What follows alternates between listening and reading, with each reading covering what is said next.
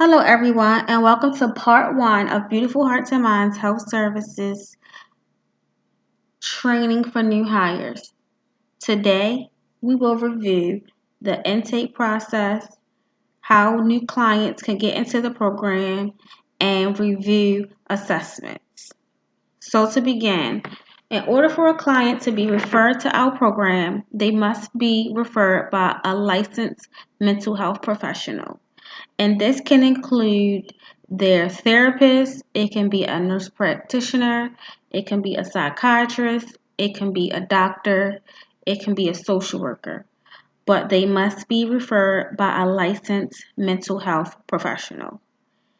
If for some reason you have a client who is not already connected with a licensed mental health professional and they are interested in the program, then you must complete an interest form.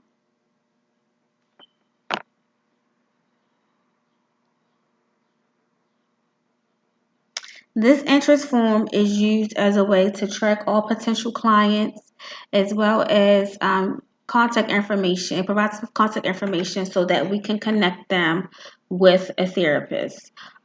We do have therapists that comes directly to the office to provide services, as well as we have therapists who provide services in the community and who are willing to go to clients' homes to see them.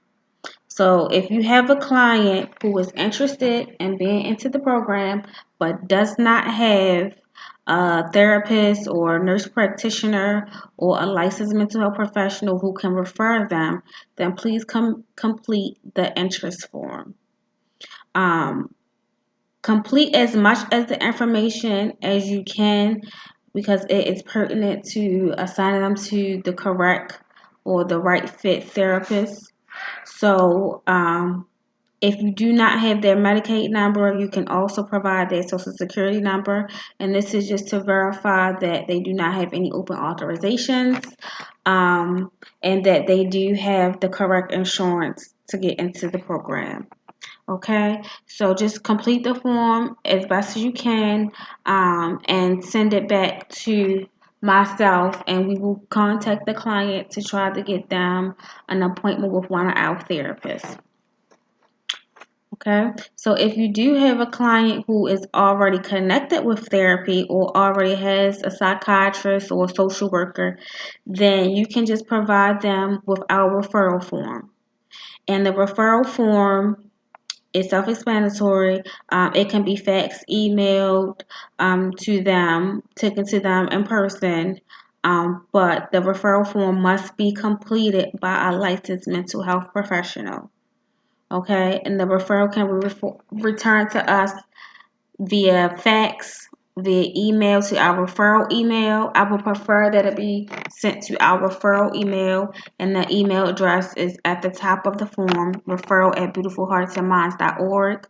The fax number is there as well. When speaking to a referring provider, if they can provide their treatment plan that they are working with, that would be helpful, but it's not necessary to complete the referral. So please be sure that to let your referring providers know that they can return these referrals via fax or email, and they do not have to have a treatment plan in order to submit it. Okay. So once we have a client in the program, a lot of times when we have a client that's still interested in the program but we haven't received the referral yet, we still try to complete their intake process just to keep them engaged and just to make sure that they don't lose interest, to give them some information about the program. So we do try to keep them engaged even though we do not have an actual referral for them yet. And so sometimes what we'll do is we'll schedule them to come into the office for intake. Unless there are some circumstances that prevents them from coming in, then we can also complete their intake in their homes. If they have transportation issues, we can provide them with transportation. A lot of times we just have get Uber or Lyft, or we have someone that can pick up clients. So if we do have clients who are interested in the program and need to come in for intake, we do have several means to get those things completed. So most of the time, when you receive a client, they will already have their intake process documents completed. However, there may be isolated times where we do request that you get the intake packet completed. Um, and so we will review that so that you are aware of what each form is and what should be completed and how to complete it. So you will always have access to these documents. Once you become an official employee, you will have your own email address. And your email address is generally be your first initial last name at beautifulheartsandminds.org. And we use Google Drive for a lot of these things. You will have access to the staff correspondence folder where all blank documents are. If there's ever a time where a document will have to be updated, it will be in that folder. So once you become an official employee, you will have access to all of our documents and you will be able to print them at your leisure if you needed to. Again, we try to complete the intake process within the first 30 days, and we try to do that amongst the admin staff. But if you are requested to complete the intake packet, the most important thing is that you complete the intake packet during your initial visit. And the reason being is because the consent to treatment is in the intake packet. If we do not have the consent to treatment signed, we are out of compliance. So please, please, please, even if you are not able to get through the entire intake packet, please be sure that you get the consent to treatment signed during your first visit. Okay, so the beginning of the intake packet is the consumer handbook. This part of it is from pages, I think, 2 to 16 or 2 to 15. This part of the intake packet will go directly to the client. So it explains, it has a welcome message. It gives them our location, our hours of operation. It tells them who their treatment team is. Be sure that you put your name on the line where it says rehab coordinator and you provide them with a phone number that they can reach you. I suggest sometimes that you get a separate number if you have a separate phone, or get a Google number or one of those number apps to give clients. It's just professional boundaries sometimes. And I just like to separate work and personal. So, but please be sure to provide them with a number here. Um, it's better if you familiarize yourself with the consumer handbook. That way, you do not have to read each section verbatim to the client, and you can kind of summarize each section. But if you feel like something is very important that you want them to understand, then by all means you can go through each section of the handbook and read it verbatim to them. Okay? But it is important that you understand what you are giving them, just in case they have any questions or concerns that you can answer.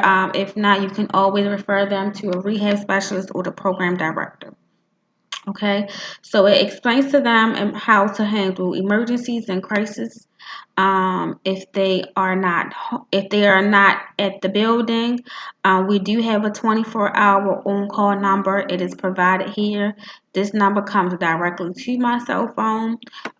So if a client is having an emergency, then they can call that number. Okay.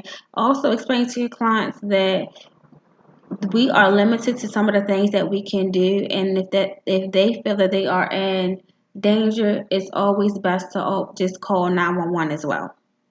Okay. um this just explains what we'll go over in the handbook, what services they will have opportunity to participate in, the length of service, The length of service, the clients are only given 6-month intervals, so every 6 months they will have to be reauthorized for the program. It goes over informed consent. The service delivery just basically what services they will be given, as well as the location of these services, release the information. Of course, anytime that a client wants us to talk to someone about their treatment, we must have a release of information for every person. For every person. So if there's a client who wants us to talk to their case manager about their treatment, to a housing person, to their therapist, to their doctor, they must provide us with a release of information so that we can share information that we can share to and from. So that means that we can give the agency or person information, and the agency or person can also give us information about the person. Okay. Concurrent review. That is every 6 months. We have to review whether or not the client is still eligible for services. And so we generally do that as a team. We request the information. We request a new authorization, a new referral, excuse me, from their therapist or their referring provider, and then we submit another authorization request through Beacon Health. Okay. Clients will be given an opportunity to have a preference on the type of delivery that they have, service delivery, meaning that they can choose whether they want a male or female. If there's any cultural issues that or cultural biases or certain diverse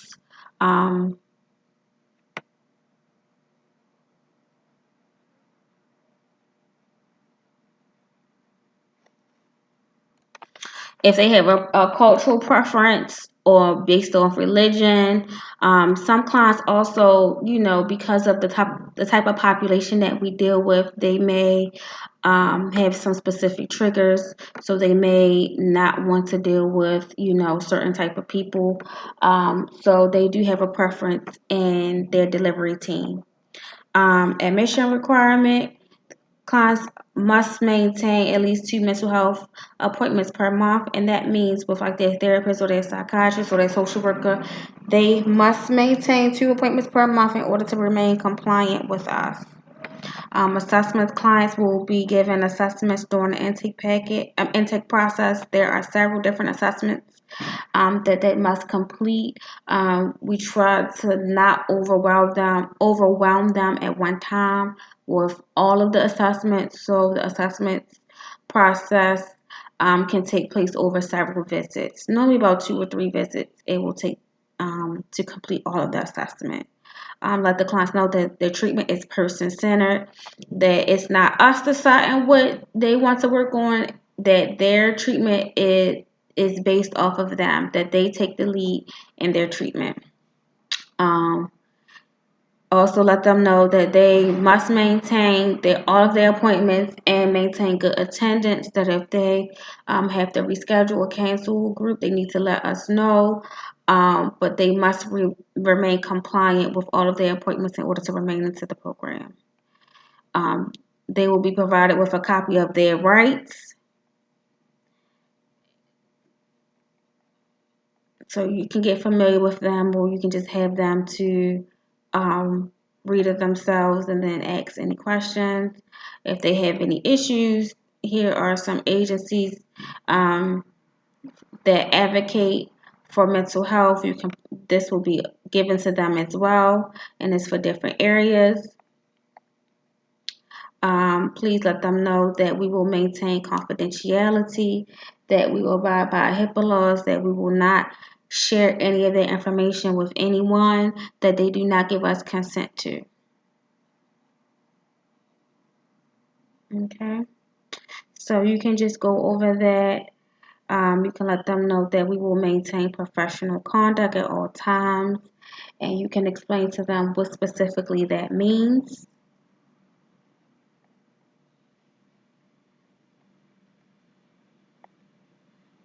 emergency preparedness. Just you can review with them that if they're in the building, how um, to respond to emergencies.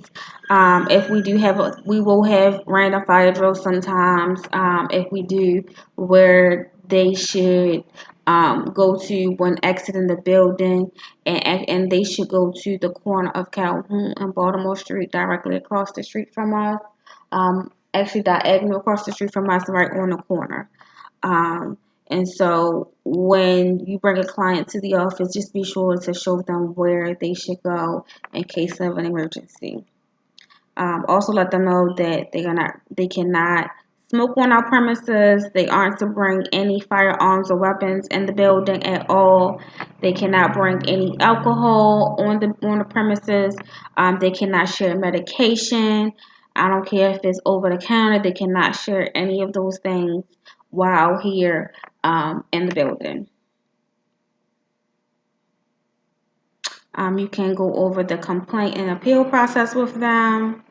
If they have a grievance, and some of these things were explained to you in the orientation policies procedures video. Have them know that they can request their records. They just have to sign off on the paperwork. Explain to them the discharge policy. Basically, they can be discharged if they discharge themselves for non-compliance, if they have successfully reached all of their goals. Okay. That we will also let them know that we will assist with discharge planning. So if, for instance, they are just moving to another state or they're moving to another part of Maryland, that we can assist them with finding additional services in that area if they are no longer able to come to our facilities. Let them know that this is a Medicaid only program. We do have self-paying rates. So if a person would like to be in a program and they do not have Medicaid, we do have rates that we charge for people who are self-paying. If you find a person who is willing to pay out of pocket for the services, just let me know. I can provide you with the self-pay rates. However, PRP is financed and funded through the Medicaid program. Okay, so once you go over all of those pages, um, then the first page is for the client to sign and acknowledge that they were giving information on all of the following areas. So you put the client's name, acknowledge they have received a copy of the consumer handbook. So please be sure to give them a copy of the handbook and that you reviewed or at least given them information on all of the following policies. Have the client to sign and date, and you will sign and date as the witness. If it's a minor, then the minor can sign as the consumer, but the parent must also sign. Or you can just have the parent to sign, but just be sure that you identify. You can still put the consumer's name and then have the guardian to sign. Okay, so this is the consent to treatment that I was speaking about. That is very important. That must be signed on the initial visit.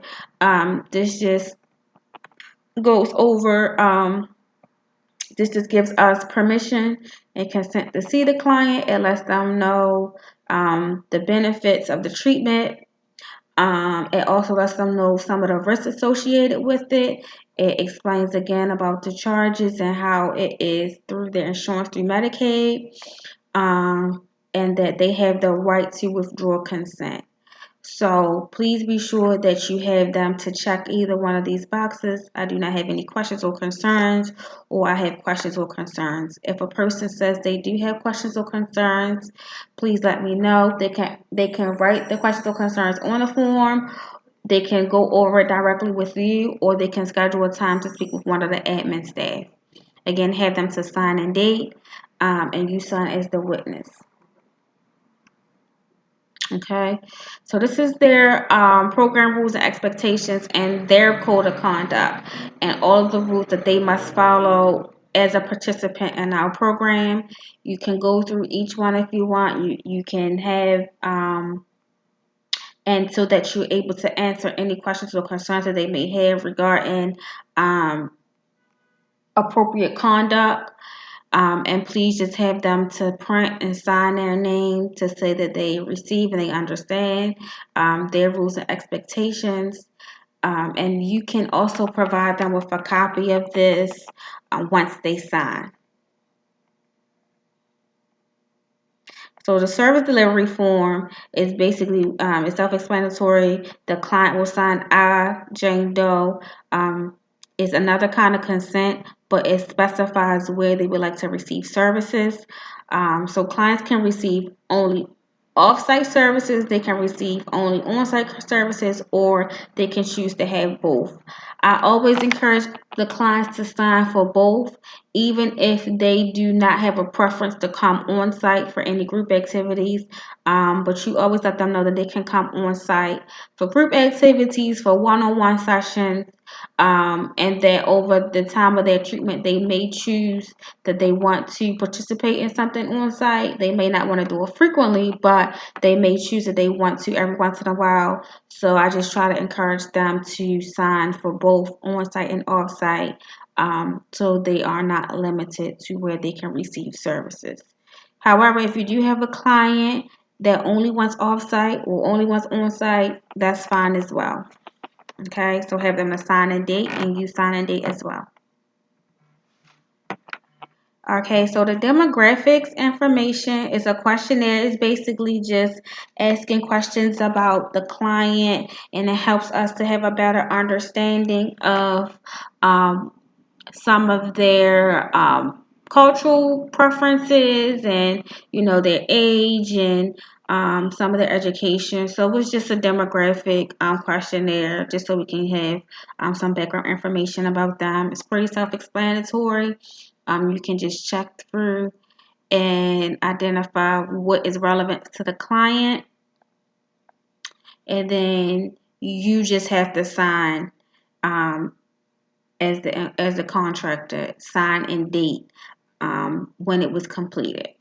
Okay, so transportation consent. This basically just gives us consent to be able to transport clients in our vehicle or in a company vehicle. So the top part um, the top part is just demographic information, so just have them to sign a name, address, phone number.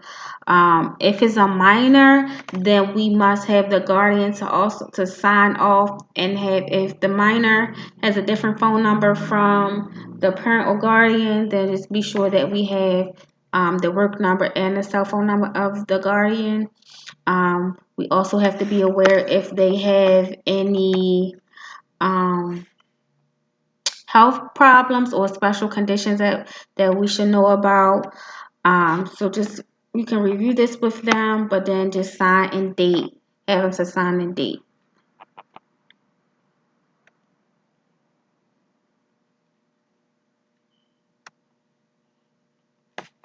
Okay, so the next form is the medical treatment authorization form.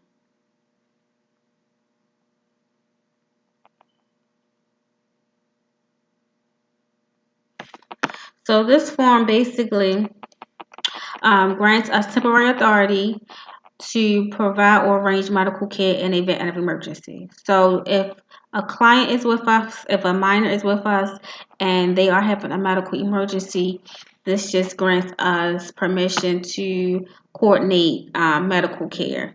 So a lot of times clients have their own primary care doctor. They may have specific allergies to medications. They may be on specific medications, but just provides the information that just in case we have a medical emergency and the client is unable to answer certain questions, that we can coordinate treatment for them. So then you just sign a date. This is one of those forms that has to be completed annually.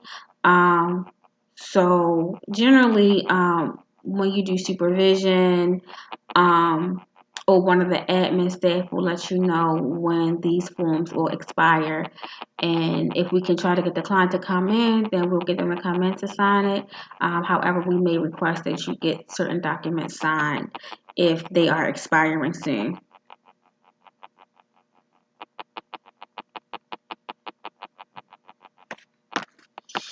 Okay, the next form is the medical form. It kind of goes in with the other form, but again, it just gives us information about the insurance number, primary care number. It goes more in detail about if they allergic to any specific medicines or foods, if they have any certain medical conditions, if they on any medication. This is both somatic or mental health medications. So this is one of those things that should be completed annually as well, because sometimes medicines change, the dosage change, so we need to be aware of those things as well. Emergency contact. The top part is for the client. We should have at least 2 emergency contact information. Please try to get as much information as possible in regards to emergency contact, whether it's the address, phone numbers, and so that we can know who these people are. And also try to get and release the information for each one of the emergency contacts as well. So if the person just go over with the client, if the person is having an emergency, we can contact the person and let them know that, hey, Jane Doe is having a medical emergency. We had to send them to University Hospital, so that we can disclose that information. Okay, so the next one is entitlement to fees. It goes over different entitlements that clients are normally eligible for. Some of them may already be receiving them. They may have already applied. So really every 6 months we should be completing this just to identify if they are receiving all of the entitlements that they are eligible for. Okay, so the first one says the food supplement program. That's basically food stamps. If they already receiving it, if they are receiving it, like how much they are receiving, do they know their redetermination date, so that we can assist them with maintaining those entitlements. So you can just go through each one and identify if they are eligible, if they're not eligible, if they're receiving it, or if they do not wish to apply. If they are receiving it, just identify the amount that they are receiving.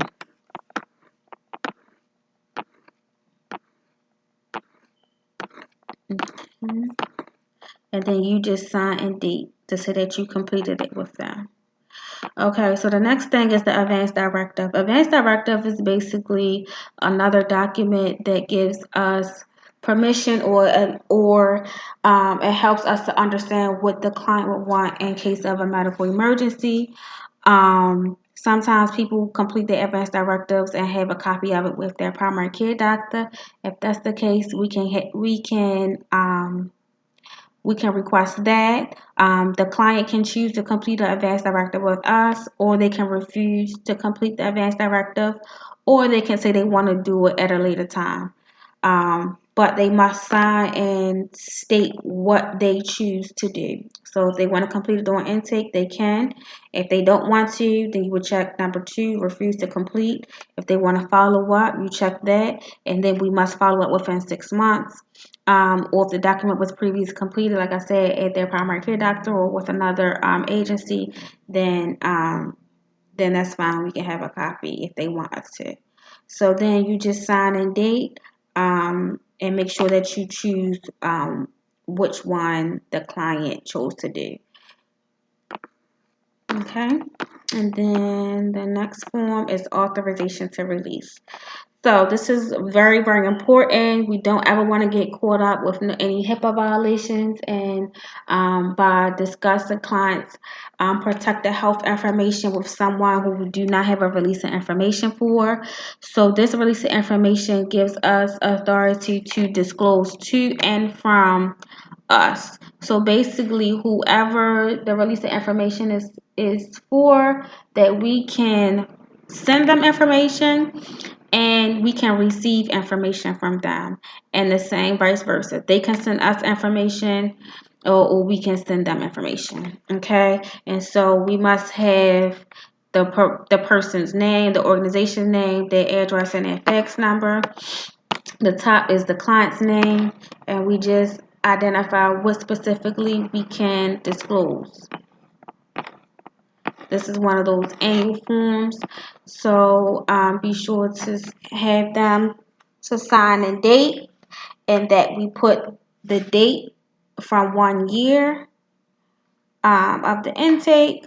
And there is a special disclosure request if a person has HIV/AIDS, alcohol, STDs, that they can sign off to say, that we can receive that information as well.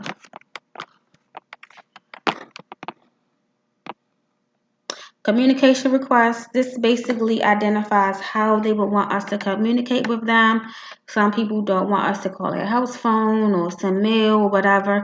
So this identifies whether or not we have permission to contact their home, their cell phone, email, or home address.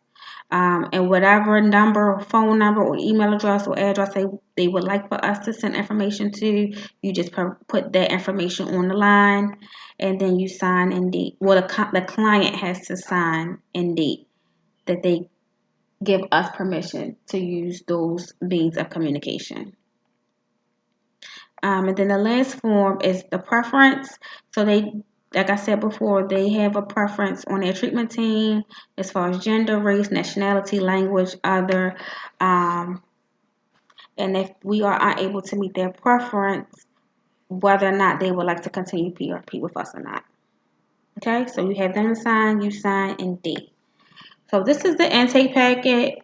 If you have any questions about this, please let me know. If you have any specific questions about any of the forms or what is requested, let me know. Anytime you're going through the intake packet and something is not relevant, or they don't have the information, you can put NA. So please be sure to address each line on the intake packet. Also, if there is certain information that you do not have at the time of intake, but you have to wait and get it later, then please document that on the intake packet as well. Client will provide information by 6:20, but just make sure that you get that information again.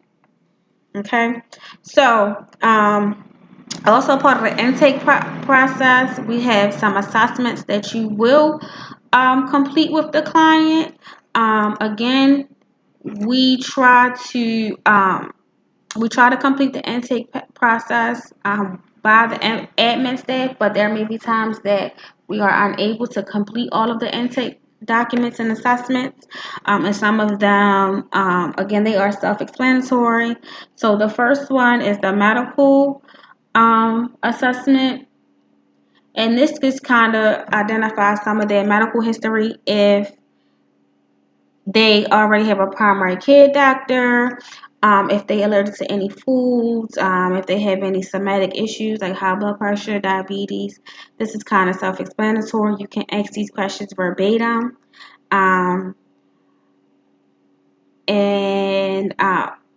Yes, if for some reason a client says they do not have a primary care doctor, then it's our responsibility to try to assist them with locating one within their area. We also have primary care doctors here as well that are willing to come to the office that can see our clients.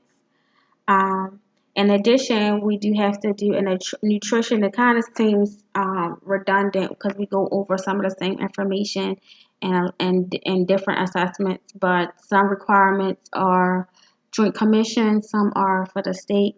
So these additional assessments are more so for Joint Commission. They ask specific questions. Again, this is self-explanatory. And you can just ask the questions verbatim as they are on the form. And you just have to sign and say that you are the person that completed it. Each person must also complete a suicide safety assessment, and this basically assesses the risk of suicide is based off of time. So, like if it was present versus past within the last 3 months, and this help us to be able to assess any immediate referrals that they may need, whether or not they need to go into the hospital. And it just helped us to be aware of their history of suicide so that we can help them with implementing or identifying interventions and developing a crisis management um, protocol, which goes to the crisis intervention. Again, this thing is kind of self-explanatory. You can just ask these questions verbatim to the client, but this is just like a plan to help them if they are in a crisis and what they should do. And so it also provides them with numbers at the end of who they should call if they are in a crisis. Um, but you must complete this with each client. Also, there is a trauma assessment. Again, this is one of those assessments you can ask verbatimly. And whether it happened to them, they witnessed it, they learned about it, if it doesn't apply. So you must complete this for each client.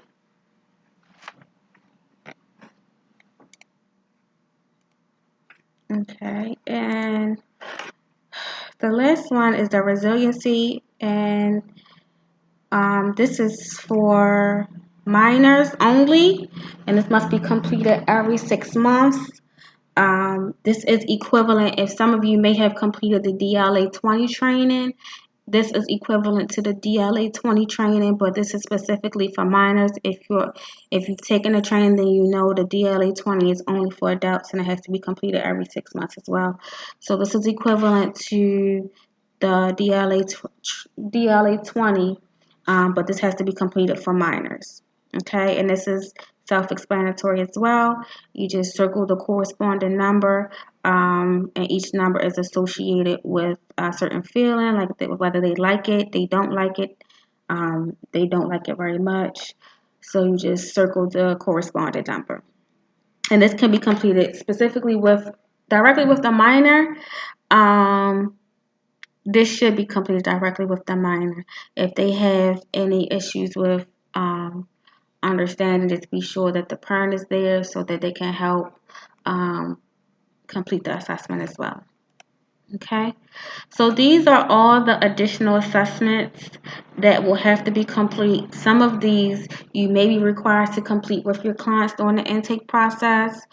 Like I said, the intake packet itself you may be required to complete on occasions. However, we try to get all of these assessments and intake forms completed with the admin staff. The rehab assessment will also be completed by admin staff, so you do not have to worry about that. So clients will be required, we will be required to do a screening for each client. For minors, it has to be within 5 business days. For adults, it has to be within 10. And so the screening basically helps us to assess the client, whether or not the client is eligible for services or if they need any specific referrals right away.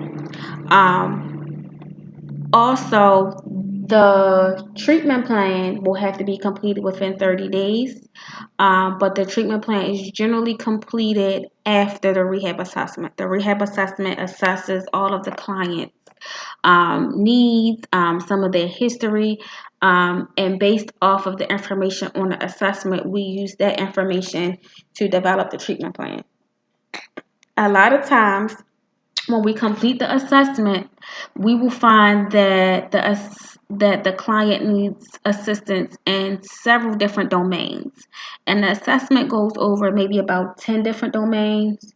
Of course, it wouldn't be best practice to work on all of the areas in one treatment plan. So what we do is once we complete the assessment and we identify all of the areas that the client wants to work on, then we prioritize them and identify which ones need immediate immediate assistance, and then they are the ones that we use in order to develop the treatment plan. So at any given time, a client can have, I always suggest at max 3 goals, um, and they will work on those 3 goals for the next 6 months.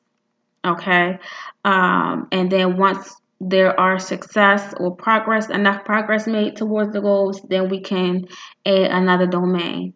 At any time during their treatment process, the client is able to switch up on their goals. However, it has to be based off of whatever was identified in the rehab assessment. Okay, so the rehab assessment is completed generally by the rehab specialist, which is the licensed mental health professional on staff. However, it can be completed by another staff member, but will be reviewed, or there will be a treatment team that will assist with identifying the client's needs and what interventions to implement.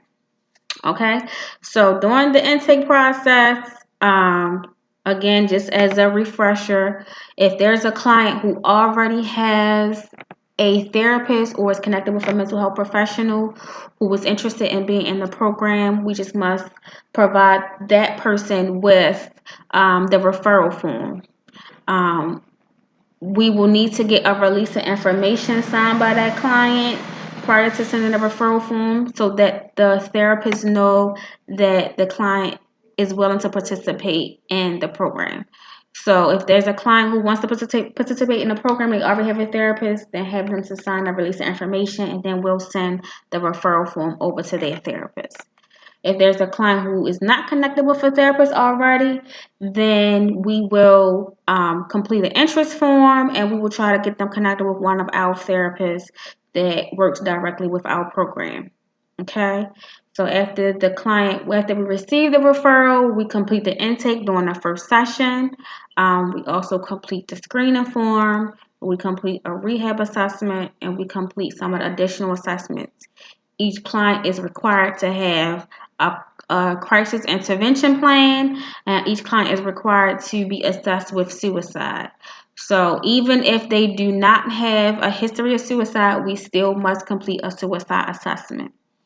Okay, so if there are any questions or concerns about any of the assessments, the intake packet, the process to get a client into the program, please write them down. Let me know. You can call, you can email me, and we can schedule a time to discuss some of your issues and concerns.